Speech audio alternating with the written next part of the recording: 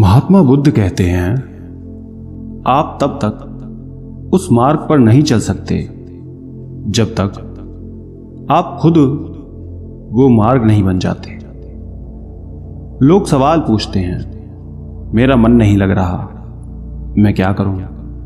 मैं मन को शांत करना चाहता हूं, एकांत करना चाहता हूं, मन को साधना चाहता हूं, हर तरह के फालतू के विचारों से मुक्ति पाना चाहता हूं, पर मेरा मन कहीं लगता ही नहीं, वो हमेशा भटकता रहता है। आइए एक कहानी के जरिए से हम आपको थोड़ा इसे समझाने की कोशिश करते हैं। एक गुरु अपने शिष्यों को ध्यान साधना सिखा रहे थे। तभी एक शिष्य बोला, हे गुरुवर, मैं कुछ समझ नहीं पा रहा, क्या मैं आपसे कुछ पूछ सकता हूं? गुरुजी ने कहा, बिल्कुल पूछ सकते हो। शिष्य ने कहा, जैसे मैं पानी पीता हूं तो मेरी प्यास बुझ जाती है, या कोई भी पानी पीता है तो उसकी प्यास बुझ जाती है, तो यह ध्यान के संबंध में ऐसा क्यों नहीं होता? जब हम आपके कहे अनुसार एक जैसा ध्यान करते हैं तो हम में से कोई पहले तो कोई बाद में तो कोई कभी भी ध्यान की स्थिति को प्राप्त कर ही नहीं पाता। ऐसा क्यों होता है? जैसे पानी से सबकी प्यास बुझ जाती है, वैसे ही ध्यान से सबके ज्ञान चक्षु खुल जाने चाहिए, पर ऐसा नहीं होता है। गुरुजी ने कहा, कल किसी ने भोजन पर हमें आमंत्रित किया है, कल तुम मेरे साथ चलना, मैं तुम्हारे प्रश्नों के उत्तर वहीं दूंगा। अगले दिन दोनों गुरु शिष्य भोजन के लिए एक धनी व्यक्ति के घर पहुंचे। धनी व्यक्ति की पत्नी ने उन्हें भोजन पर बुलाया था। दोनों भोजन करने बैठ जाते हैं। उन्हीं के साथ उस स्त्री का पति भी भोजन करने बैठा हुआ था। उसने अपने सभी नौकरों पर चिल्लाकर कहा कि ये क्या बेकार सा भोजन बना रखा है, इसमें कोई स्वाद नहीं है।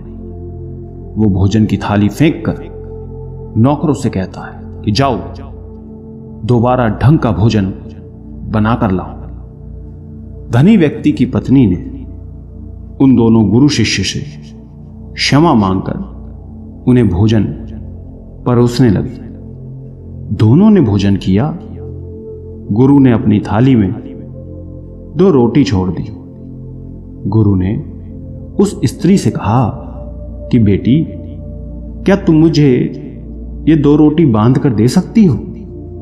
स्त्री ने उन रोटियों को बांधकर दे दिया। उसके बाद दोनों वहां से निकल गए। रास्ते में गुरुजी ने शिष्य से पूछा कि तुम्हें भोजन कैसा लगा? शिष्य ने कहा, भोजन तो अति स्वादिष्ट था, मुझे पसंद आया, मुझे भोजन करके बहुत अच्छा लगा। गुरु ने कहा, इससे अधिक तुम्हें और कुछ नहीं लगा? शिष्य ने कहा, इससे अच्छा और क्या लग सकता है गुरुदेव? मेरी भूख मिट गई, मेरा पेट भर गया।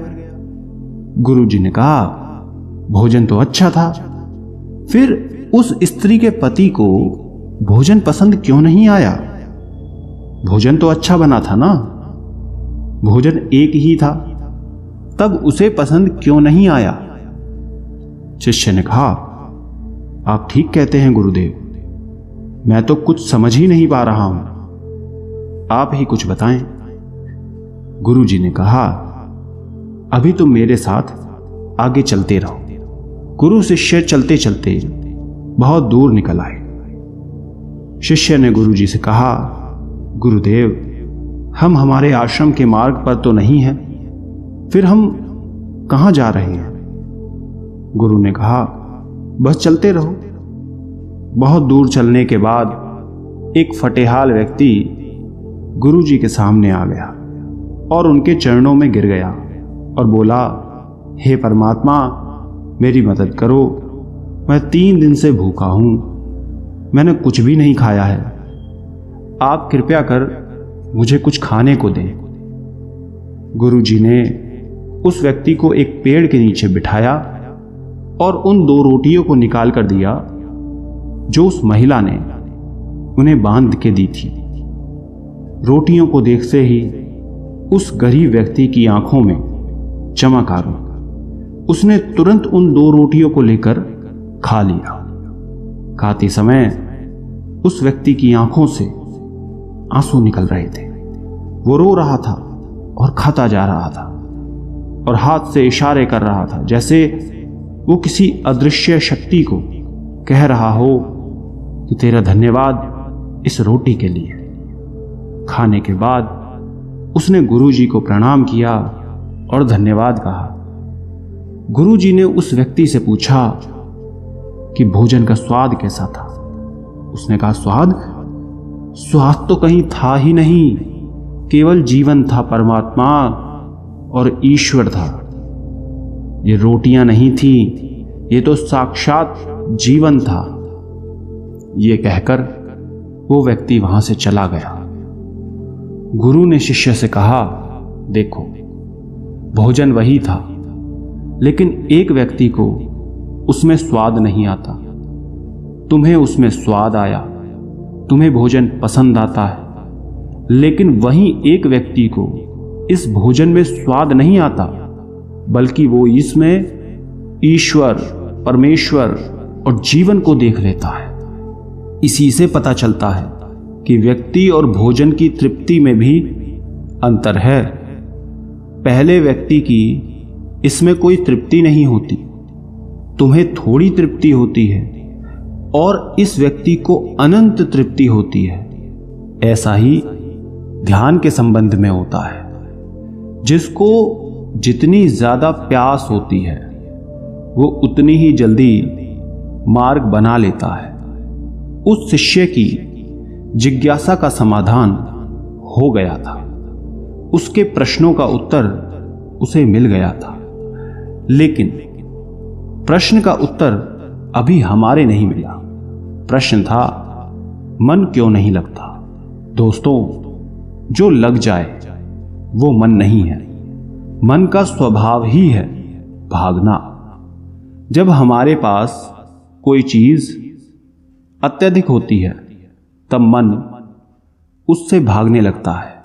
जैसे उस धनी व्यक्ति का मन जो उस भोजन से भाग रहा था, जो उसके लिए आम बात थी। लेकिन जब कोई चीज हमारे पास सीमित मात्रा में होती है और हमें मिल भी जाती है, तब हमारा मन उससे जुड़ा भी रहता है और हम उस चीज की थोड़ी बहुत अहमियत भी रखते हैं। जैसे उस शिष्य का मन जो उस भोजन से थोड़ा बहुत जुड़ा हुआ था, तो उसने उस भोजन के स्वाद को भी जाना।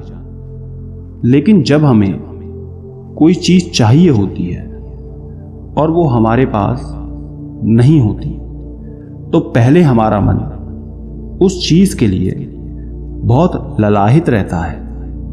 वो हर हाल में उसे पा लेना चाहता है। लेकिन जब कोई चीज प्राणों से जुड़ी हो, जैसे कि वो 2 रोटी, और जब बात प्राणों पर आ जाए, तब मन गायब हो जाता है। तब आप स्वाद नहीं देखते, भोजन का प्रकार नहीं देखते, तब आपको सिर्फ भोजन चाहिए होता है। तब आप एकाग्र हो जाते हैं भोजन के लिए। जो मिले उसी में आपको आनंद आ जाता है।